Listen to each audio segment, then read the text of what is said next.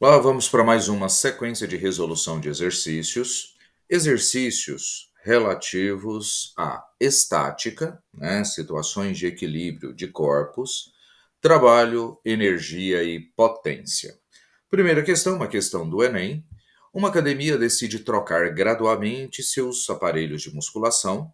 Agora, os frequentadores que utilizam os aparelhos do tipo 1 podem também utilizar os aparelhos do tipo 2 representados na figura para elevar as cargas correspondentes às massas M1 e M2 com velocidade constante. Elevar uma carga com velocidade constante é uma situação de equilíbrio, pois movimento retilíneo uniforme é uma das situações de um corpo em equilíbrio. A gente fala de equilíbrio dinâmico. E nessa situação, a força resultante é nula. Com velocidade constante, então já vou concluir. Linha reta, velocidade constante, força resultante nula.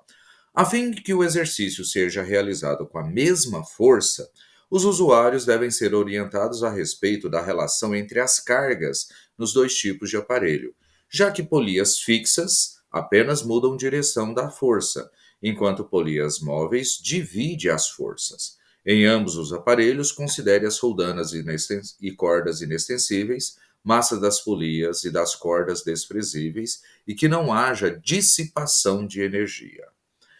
Vamos entender por que a polia móvel modifica, né, ou divide força conforme foi citado. Na máquina do tipo 1, está sendo erguida uma massa 1 por um fio. Observe que esse fio ele passa por essa roldana. Então, se a gente fosse dar sequência aqui, né, ele passaria pela roldana. Então, só para, né, a gente acompanhar aqui, eu vou apenas pontilhando aqui. Ele vai passar pela outra roldana, passa pela terceira roldana, só que todas elas fixas. E o fio chega à massa 1. Conclusão: se nós analisarmos as forças exercidas, no fio, uma pessoa realiza que é a força F, e essa força é transmitida a todo o fio, chegando aqui, que é o que nós chamamos de força de tração. E esse corpo é puxado pela Terra com a força peso. Então a força de tração, ela está igual em módulo à força peso 1. A força F é a própria força de tração. Então, a força F que ele realiza é a própria força de tração, que corresponde a M1 vezes G. Já no segundo aparelho, por enquanto, ó, começa ele exercendo aqui a força F. Então, muito bem. Força F exercida e ela é transmitida a todos os pontos da corda. Até aqui nenhuma mudança, nenhuma mudança, nenhuma mudança, todas polias fixas. A mudança vai acontecer aqui nessa polia, que ela é uma polia móvel. Ela vai se deslocar juntamente com a massa 2, porque o fio passa de um lado, exerce uma força de tração de um lado, mas ele também exerce a força de tração do outro lado. Então, a força F que o homem ou o atleta for executar no aparelho 2, ele está executando duplamente na massa 2, porque o fio passa dos dois lados dessa roldana. Então, o peso da carga 2 ele vai ser correspondente à força. Vamos até modificar aqui para mantermos a mesma sequência, né? Duas vezes a tração é igual o peso da carga 2. Então, duas vezes a força F, porque a força F é a própria força de tração, é igual a M2 vezes G. Por isso, eu poderia colocar aqui que a força F é igual a M2 vezes G dividido por 2. Se nós igualarmos essas duas relações que nós tivemos aqui para a força F, eu terei que força F, M1 vezes G, é igual a força F, M2 vezes G, dividido por 2. Eu posso simplificar a aceleração da gravidade. Como o exercício pediu M1 sobre M2, então eu posso passar o M2 dividindo aqui, e nós teremos que M1 sobre M2, como eu cancelei e passei M2, sobrou 1 meio. A resposta pedida pelo exercício é isso. A massa inicial sobre a massa final vai ser 1 meio. Letra B. Esse exercício sofreu uma alteraçãozinha? Não. Esse aqui é o próprio exercício que caiu no Enem. Na questão de número 2, que é estática do corpo extenso, já que eu estou falando de um corpo que tem diferentes pontos de aplicação da força. Na figura abaixo, apresenta-se o esquema de um atleta sobre um trampolim. O trampolim pesa 200 newtons, o atleta pesa 600. A intensidade da força que o apoio P, que está aqui o apoio P, exerce sobre o trampolim vale em newtons aproximadamente. Bom, se nós pensarmos que esse trampolim ele vai ser articulado exatamente na haste que está à esquerda, então essa haste aqui é a articulação que eu posso chamar aqui de ponto fixo para a gente entender a relação das forças. O apoio faz uma força, que é o que o exercício pede, que eu posso considerar isso aqui como uma força normal, né? A força do apoio P sobre o trampolim. O atleta tem o seu peso, né, aplicado também sobre o trampolim. Então, nós teremos aqui o peso do atleta, que eu sei que vale 600 newtons. E quando o exercício considerou o peso do trampolim, veja que ele tem 0,600 metros, mais 2 metros, mais 0,400. Então, ele tem 3 metros. O peso do trampolim estará exatamente no seu ponto central. Então, o peso do trampolim ele está no ponto central. O que significa isso? Se ele tem 3 metros, ele estará a 1,5 metro de cada uma das extremidades. Então, a 1,5 metros da extremidade. Quando nós pensarmos em equilíbrio de um corpo extenso, eu preciso lembrar que além da força resultante ser nula, nós temos que o somatório de todos os torques ou momento angular também precisa ser nulo. Significa dizer que esse trampolim não vai ter a tendência de girar nem para cima nem para baixo, ele não tem tendência de rotação. Para isso, nós vamos calcular os torques ou momentos angulares de cada uma das forças envolvidas aí. Lembrando que momento angular é força vezes o braço. Nós não consideraremos a força que o ponto fixo aqui exerce, exatamente porque ele não exerce torque. Força ele exerce, mas não vai exercer torque. Então vamos lá. Momento da força normal é a força normal vezes o braço da força normal. Lembrando que a força normal é o que eu quero determinar. Por isso, momento da força normal será a força normal que nós queremos determinar, que é a intensidade que o apoio P exerce, e o braço é a distância da força normal até o ponto fixo. Então, esse é o braço da força normal, que vale 0,4. Momento do peso do trampolim. É o peso do trampolim vezes o braço do peso do trampolim. Por isso, momento do peso do trampolim. Será o peso do trampolim 200. Perceba que o peso do trampolim, para atuar no centro, ele está a 1,5 metro do ponto fixo. Então, o braço do peso do trampolim é 1,5. 200 vezes 1,5, nós temos que o momento do peso do trampolim igual a 300 newton vezes metro. E teremos também o momento do peso do atleta, que é o peso do atleta vezes o braço do peso do atleta. O momento do peso do atleta, o exercício nos deu, que é 600, vezes o braço. A distância do ponto de aplicação da força do peso do atleta até o ponto fixo é o braço do peso do atleta, que vai ser 2 metros mais 0,400, então 2,4 metros. O momento do peso do atleta será 600 vezes 2,4, 1440 newton vezes metro. Poderíamos atribuir sinal, né? Porque torque ou momento angular é uma grandeza vetorial e eu poderia atribuir um sinal para indicar a direção e o sentido. Só que nós podemos trabalhar de uma forma um pouquinho mais simples.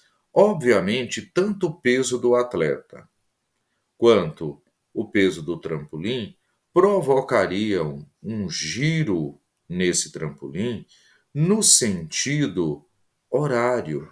Faria o trampolim, né, girar em torno do ponto fixo. E esse suporte P provocaria um giro no sentido oposto.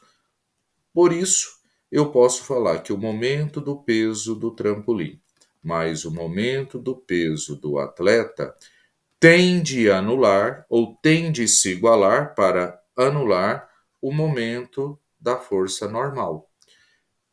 300 mais 1440 é igual a normal vezes 0,4.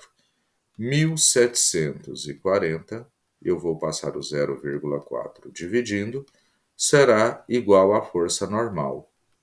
Portanto, a força normal, que é a força que o apoio P exerce sobre o trampolim, será de 1740 dividido por 0,4, 4.350 newtons.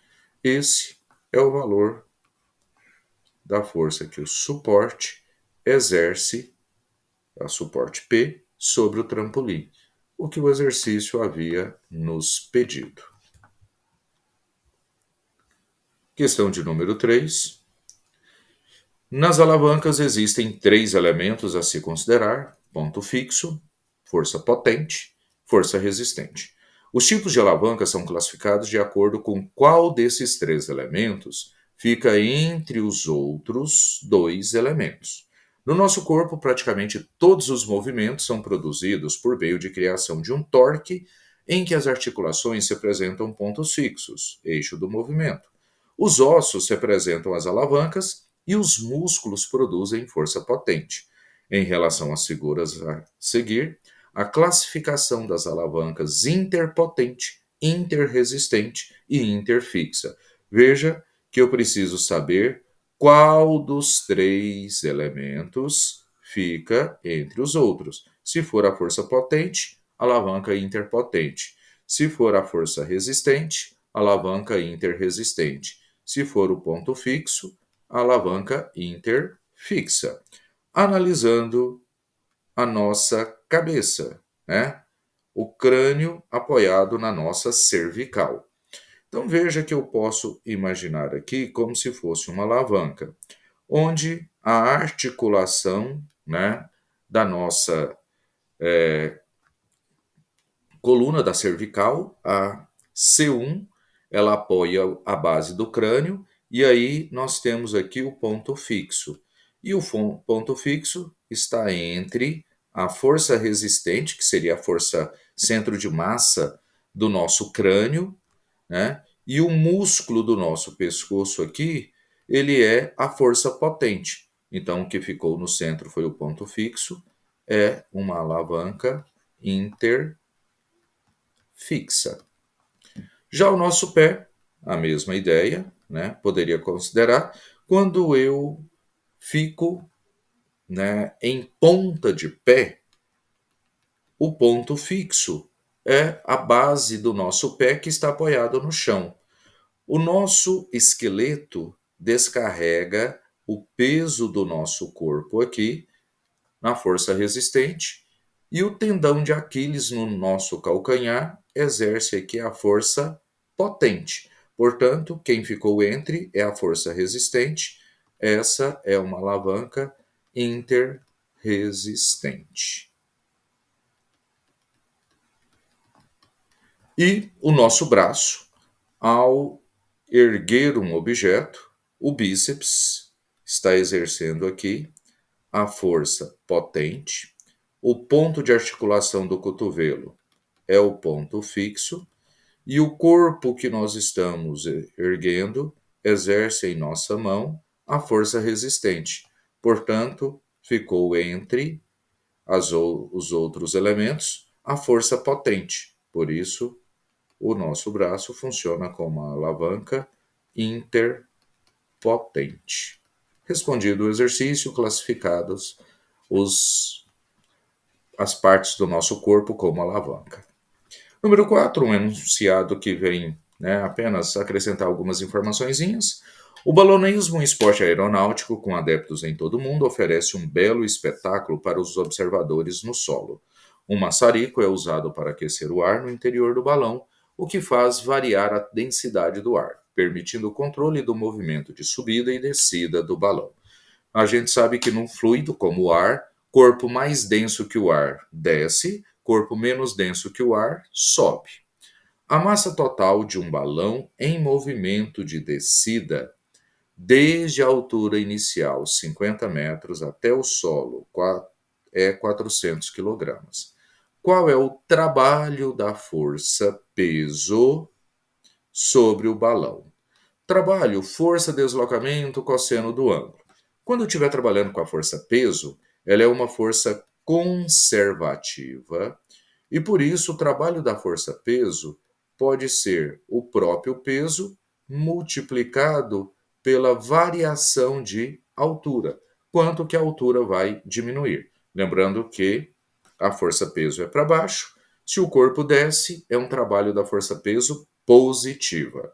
Por isso, trabalho da força-peso seria a própria força-peso, massa vezes a aceleração da gravidade, vezes a altura, que é o equivalente à fórmula de energia potencial gravitacional. Pois um corpo, quando desce, ele perde energia potencial gravitacional, e essa perda de energia potencial gravitacional corresponde exatamente ao trabalho da força-peso. Massa, 400, a aceleração da gravidade 10 e a altura 50 metros. O trabalho da força-peso será igual a 20, 3, 4, 200 mil joules. 200 mil joules, né? Então, nós teremos aqui o correspondente, passando, já que as respostas estão em notação científica, né, nós teremos o valor de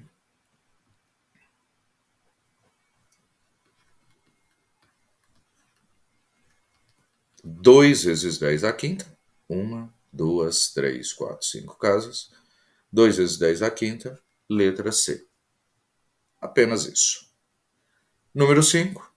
Durante uma aula de física, o professor Einstein fez a seguinte demonstração: um corpo de 6 kg foi puxado com velocidade constante durante 5,3 metros de distância em uma superfície horizontal por uma corrente, que exercia uma força de 12,5 newtons, fazendo um ângulo θ de 30 graus acima da horizontal.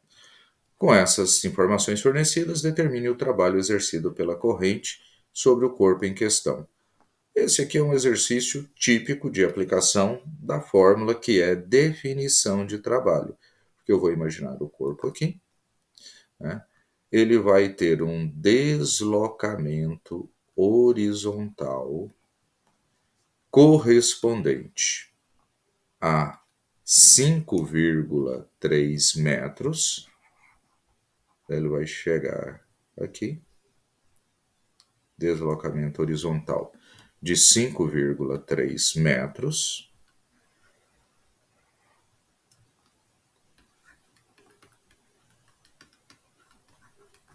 sendo puxado por uma força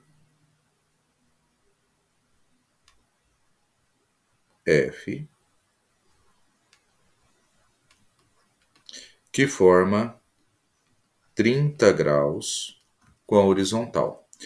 Definição matemática de trabalho: trabalho, força, deslocamento, vezes o cosseno do ângulo formado entre esses dois vetores, força e deslocamento.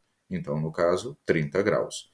O trabalho será a força 12,5 vezes o deslocamento 5,3 vezes o cosseno, que seria a raiz de 3 sobre 2, mas o exercício pediu para usar 0,86.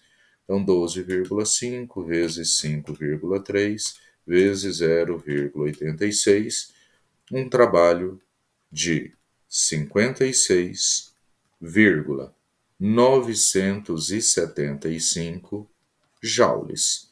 Pelas alternativas, então, letra D, ele considerou apenas duas casas decimais. Apenas definição. Número 6. Um estudante de medicina,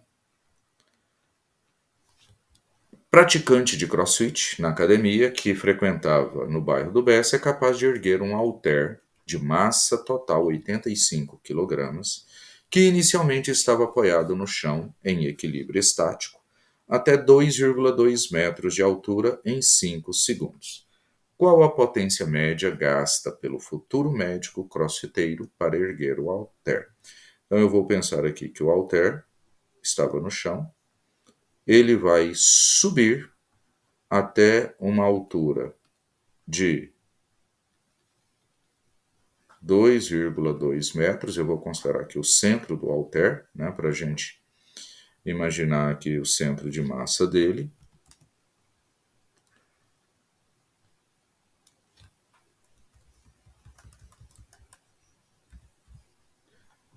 E nesse momento, ele atingindo uma altura de 2,2 metros, considerando que inicialmente ele estava apoiado no chão. Massa de 85 kg,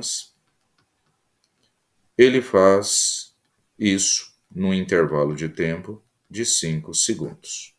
E o exercício quer saber o valor da potência. Muito bem. Se nós formos pelo mais simples, potência, razão entre trabalho e tempo. Eu preciso descobrir o trabalho. Trabalho pode ser calculado de novo por peso vezes altura? Pode. Só que aí eu tenho de tomar o seguinte cuidado. Eu não quero o trabalho da força peso. Eu quero o trabalho da força exercida pelo atleta. Só que como o exercício me falou que o halter subiu com velocidade constante, tá? Ele é capaz de erguer, né? Esse halter de massa de 85 kg estava inicialmente apoiado no chão em equilíbrio estático até 2,2 metros de altura. Então eu vou considerar que ele ergueu com velocidade constante, por isso ele fez uma força constante equivalente à força-peso. Por isso que se eu calculo o trabalho realizado pelo peso, esse trabalho seria negativo, porque ele subiu enquanto a força-peso é para baixo. Mas para o atleta, ele exerceu a força para cima, então ele acabou realizando um trabalho positivo. Então, um atleta realizou o trabalho positivo. A força-peso realizou o trabalho negativo. Massa vezes aceleração da gravidade, vezes altura, 2,85 kg é a massa. aceleração da gravidade 10 e a altura 2,2. O trabalho realizado por ele vezes 1.870 joules. 1.870 joules, se fosse trabalho da força peso, seria menos 1.870 joules, como é o trabalho do crossfiteiro, mais 1.870 joules. Potência, trabalho, 1.870, dividido pelo tempo, 5 segundos. Trabalho será igual a 300 trabalho não, desculpe, potência 374 watts ou 374 watts. Simplesmente tranquilo. Número 7. Projeto de um elevador prevê que ele execute movimento retilíneo uniforme com velocidade 45 metros por minuto. Não é uma velocidade comum, tá? 45 metros por minuto é 45 metros em 1 minuto, que eu poderia transformá-la da seguinte maneira: 45 metros, 1 minuto, 60 segundos. 45 sobre 60. Se eu fosse dividir, daria 0,75. 0,75. Mas pode deixar aqui, vamos ver se vai ser necessário. Ao longo de um percurso de 90 metros, para tanto, ele disporá de um motor cuja potência é 15 kWh. Então, o motor tem uma potência de 15 kW, ou seja, 15.000. 15 vezes 10 a terceira watt. Quilo, 10 a terceira. Quando vazio, o elevador terá uma massa de 600 kg. Determine o número máximo de pessoas com massa de 70 kg cada que poderão ser transportados por segurança nesse elevador. Adote o módulo da aceleração da gravidade igual a 10 metros por segundo ao quadrado. Se nós imaginarmos esse elevador,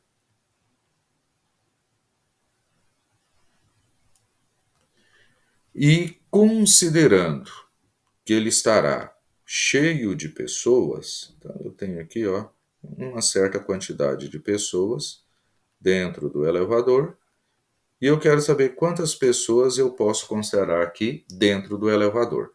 O cabo do elevador, né, faz sobre ele uma força F, ou uma força de tração, como preferir, e o peso do elevador juntamente com as pessoas, uma força de sentido oposto.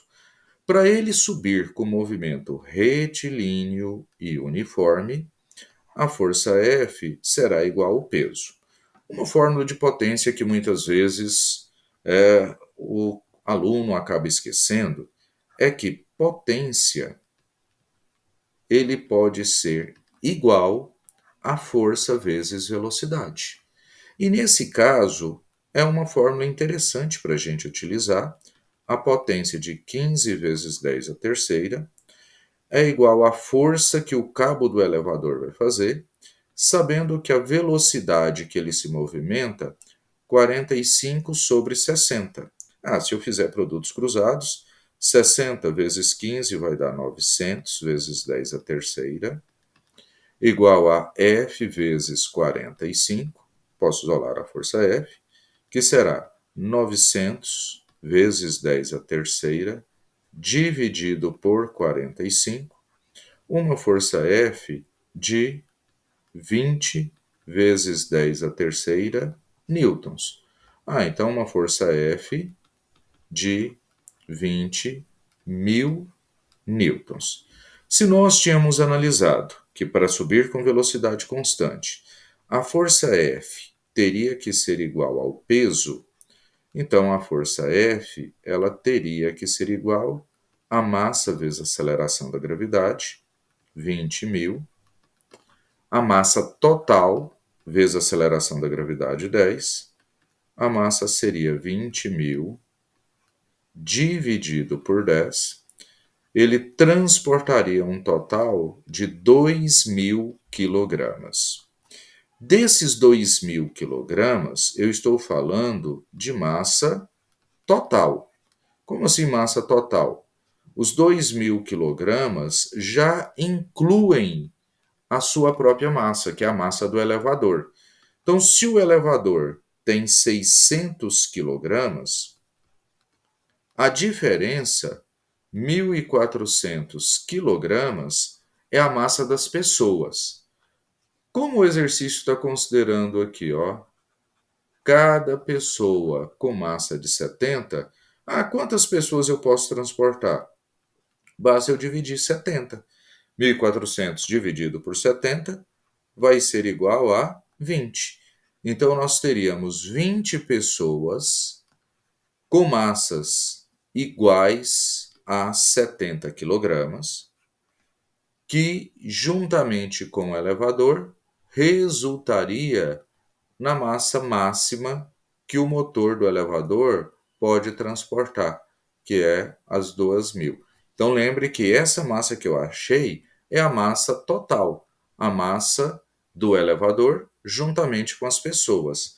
Como cada pessoa com 70 quilogramas, total de 20 pessoas é o máximo de pessoas a serem transportados. Questão de número 8. Em uma rampa sem atrito são colocadas duas esferas A e B, sendo a massa de A 1/3 da massa de B e a altura de A igual ao triplo da altura de B. Bom, vamos começar a dar nomes aqui. Ó. Massa de A, 1/3 da massa de B. Então, se eu chamar a massa de B de M, a massa de A será M sobre 3. A altura de A vale H, a altura de B é H sobre 3, conforme representado no esquema abaixo.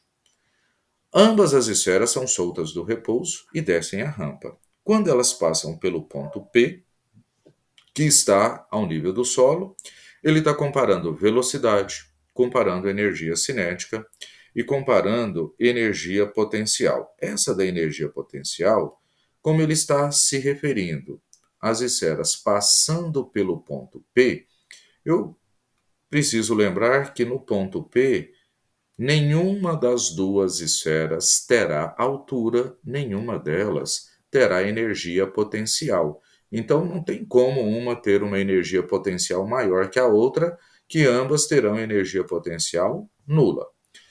Como não existe atrito, veja, rampa sem atrito, eu posso considerar um sistema conservativo. Vamos pensar aqui na esfera A.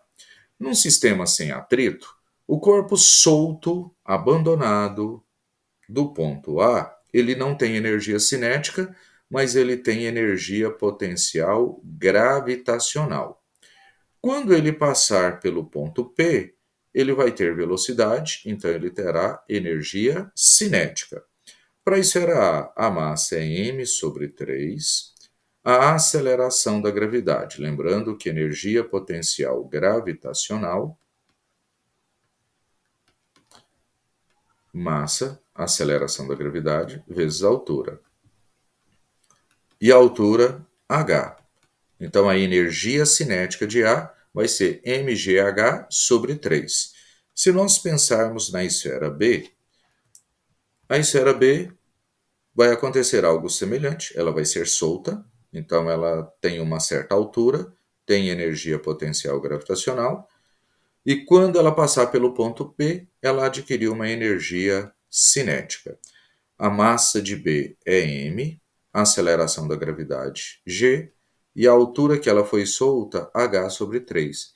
Então veja que a energia cinética de A e a energia cinética de B são iguais, mgh sobre 3, mgh sobre 3. Por isso, a letra B e a letra C, tá, já podem ser julgadas. A energia cinética de A será igual à energia cinética de B.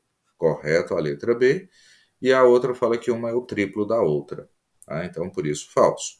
Agora, Se eu quisesse confirmar o porquê que a letra A não está correta, velocidade, eu poderia simplesmente lembrar que energia cinética é massa, velocidade ao quadrado, dividido por 2.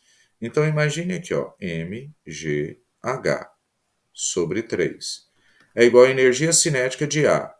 Massa de A, m sobre 3, velocidade ao quadrado, dividido por 2. Então, nós teremos m sobre 3, que eu posso simplificar, e a velocidade ao quadrado, esse 2 passa multiplicando, 2gh, velocidade de A, raiz quadrada de 2gh. Quando nós analisarmos a esfera B, posso fazer o mesmo processo. mgh sobre 3 é igual a energia cinética de B. A massa de B é m, velocidade ao quadrado, sobre 2. Posso simplificar aqui, m. Posso isolar o v, o 2 passa multiplicando. Velocidade ao quadrado seria 2gh sobre 3. E a velocidade, raiz quadrada de 2gh sobre 3. Então veja que a velocidade de B vai ser menor, né? Mas eu não posso dizer que uma é o triplo da outra, né? Mas confirmando apenas a letra B. Seguindo, penúltimo exercício, né? Bem tranquilo esse aqui. Ele faz todo um contexto da seca, né? Na época que a questão ela foi criada, né? Então ela é uma questão da PUC, né, de Campinas. A seca pela qual o Brasil passa nas últimas semanas vai continuar apertando no bolso do consumidor. Em novo balanço atualizado no domingo, o Operador Nacional do Sistema Elétrico apresentou números críticos dos níveis de armazenamento de água nos reservatórios das principais usinas hidrelétricas de Minas Gerais. Entre as 8 maiores usinas, todas operando com volume inferior a 50% da capacidade de armazenamento de água que faz girar as turbinas. 3 trabalham com acumulações em barragens abaixo de 20%. Embarcação e Nova Ponte no Triângulo Mineiro, 11,72% e 11,95%, respectivamente. E Furnas, 17,47%. O Lago de Três Marias tem a situação menos grave, com 49,51%, de acordo com o novo levantamento. Apesar de todo esse contexto da crise hídrica, né, ele complementa aqui falando como que isso afeta por conta das tarifas de bandeira vermelha, bandeira, né, diferente. E aqui fala, os dados foram atualizados no dia que era esperado, mas não foi anunciado um novo aumento do sistema tarifário aplicados às contas de energia pela Agência Nacional de Energia Elétrica. Em agosto, vigorou a bandeira tarifária vermelha de patamar 2, ao custo de R$ 9,49 a cada 100 kWh consumido.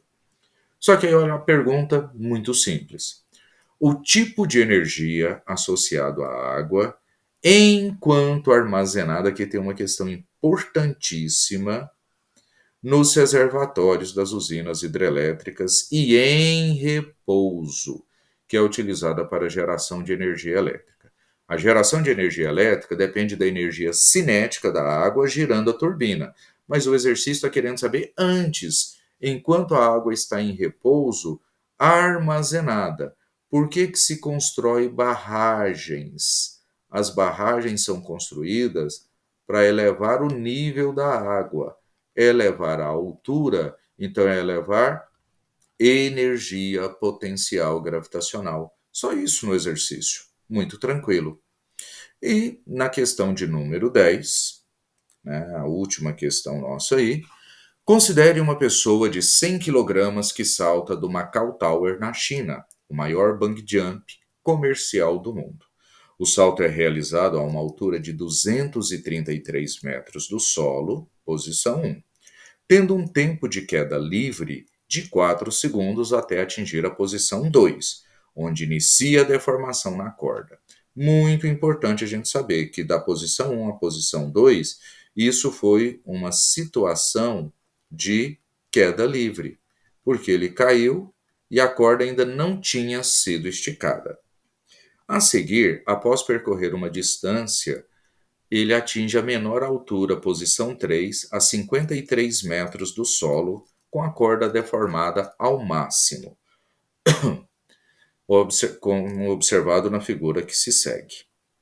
Considere a corda com a massa desprezível e perfeitamente elástica, despreze o atrito com ar, os efeitos dissipativos, a altura da pessoa, também adote como zero o valor da velocidade da pessoa no início da queda. Com base no movimento da pessoa no bungee jump, né, assinale as alternativas. Tamanho natural da corda. Como que eu posso saber o tamanho natural da corda? Pensando nessa queda livre. Porque se ele tiver um movimento de queda livre durante 4 segundos, nós poderíamos pensar aqui, ó, deslocamento, velocidade inicial vezes tempo, mais aceleração vezes tempo ao quadrado sobre 2. Então, enquanto ele cai, ele vai percorrer uma certa distância, saiu do repouso durante 4 segundos, com uma aceleração. E agora vem uma orientação da trajetória. Se eu oriento a minha trajetória para cima, a aceleração da gravidade para baixo fica negativa. Se eu orientar a minha trajetória para baixo, ela fica a favor, positivo. Muda alguma coisa? Não. Eu vou considerar aqui menos 10, tá? Mas a gente só vai interpretar que ela está contrário à trajetória. O tempo nós temos, né, que é 4. Então, tempo 4 ao quadrado. Com isso, o deslocamento que ela vai efetuar, 0 vezes 4, 0. 4 ao quadrado, 16, vezes menos 10, menos 160, dividido por 2, menos 80. O menos é só que é para baixo, tá? Orientei a trajetória para cima. Então, significa que essa queda dele, da posição 1 para a posição 2, ele caiu 80 metros. Se ele caiu 80 metros, a corda ainda não tinha esticado, significa que o tamanho natural dela é 80 metros. Então, é informação verdadeira. Na posição 2, a pessoa terá máxima velocidade escalar durante a queda. A constante elástica é menor do que 40. Como que eu vou julgar as afirmações 2 e 3? Na posição 2, ela terá a máxima velocidade. Para a gente pensar se a velocidade será máxima, lembre que enquanto ela está caindo, ela estava exclusivamente influenciada pela força peso. Então, enquanto ela caía, a única força que atuava sobre ela era a força peso, e por isso ela tinha um movimento acelerado. No momento que ela atinge essa posição, ela continua tendo força-peso, mas começa a surgir aqui uma força elástica. E a força elástica, ela é proporcional à deformação, é K vezes X. Então, inicialmente a deformação é muito pequena, a força elástica é muito pequena. Então, se a força-peso é maior que a força elástica, ela vai continuar acelerando. Por isso que a afirmação 2 é falsa. Ela ainda não vai ter atingido a velocidade máxima. Ela atinge a velocidade máxima no momento que a força elástica se igualar à força-peso. E na questão de número 3, ele quer saber a constante elástica da corda. Como que nós podemos saber essa constante elástica da corda? Vocês se lembram que nós calculamos aqui que ele tinha descido 80 metros. Ele falou que quando ele chega aqui, ele estará a 53 metros do solo. 53 metros. O salto aconteceu de 233 metros. Então, a informação inicial do salto era 233 metros. Então, se nós fizermos 233 menos a queda livre, ele estaria a 153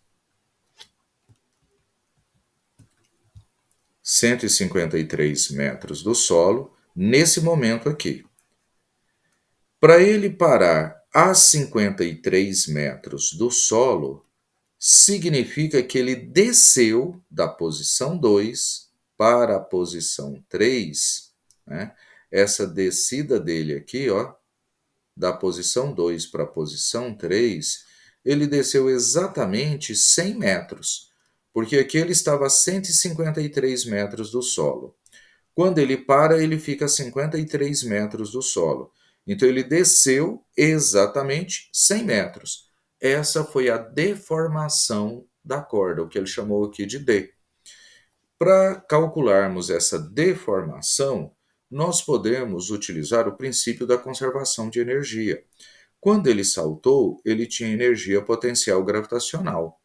Quando ele para lá embaixo, ele ainda tem uma altura, ele vai ter uma energia potencial gravitacional final, eu vou chamar aqui de inicial e final, e a corda elástica estará deformada, então ele tem uma energia potencial elástica.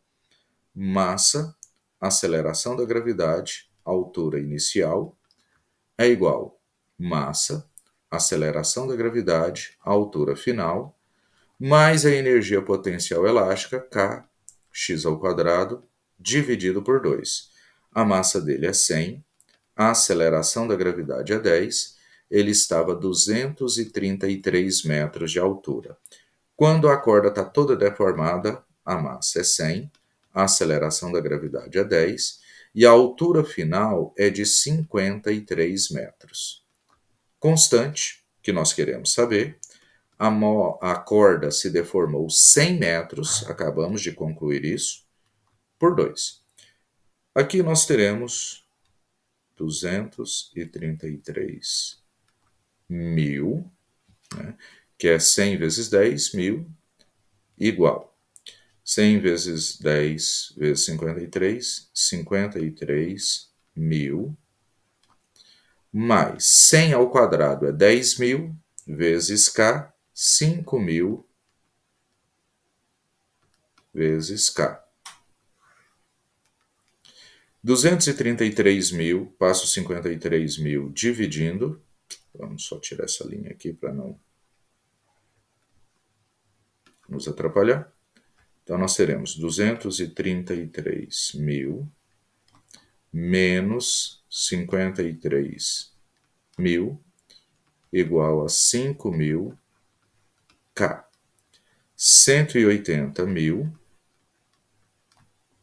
igual a 5 mil K. K, constante da mola, 180 mil dividido por 5 mil. Corta os 3 zeros. Constante elástica, 180 dividido por 5, 36 newtons por metro. Então, esse é o valor da constante que o exercício falou que a constante elástica da corda é menor que 40 newtons por metro, verdadeiro. E no item 4, no ponto mais baixo atingido pela pessoa, sua força-peso é igual à força elástica. Não.